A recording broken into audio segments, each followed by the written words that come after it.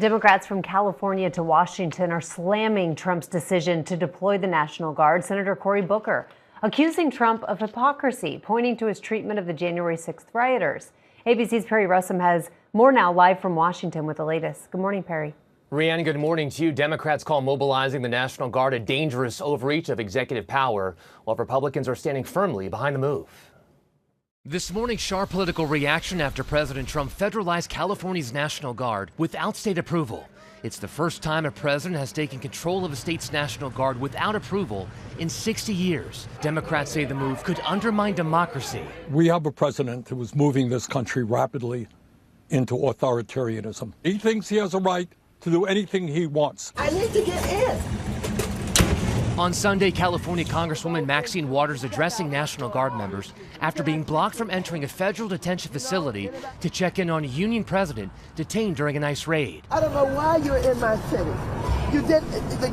The governor was not contacted. This is wrong, and I hope that none of you will use those guns to shoot anybody. 22 Democratic governors have signed a letter condemning the move, labeling it an alarming abuse of power. It comes as Republicans defend the president's move, saying it was necessary to maintain law and order. I think the president did exactly what he needed to do. These are federal laws. We have to maintain the rule of law. One of our core principles is maintaining peace through strength. We have to be prepared to do what is necessary. The White House says the deployment was necessary given recent violence against ICE agents, saying the administration has a zero-tolerance policy for criminal behavior and violence, especially when that violence is aimed at law enforcement officers trying to do their job. Before Saturday, the last time a president sent Guard troops in to deal with civil unrest without a governor's cooperation was in 1965.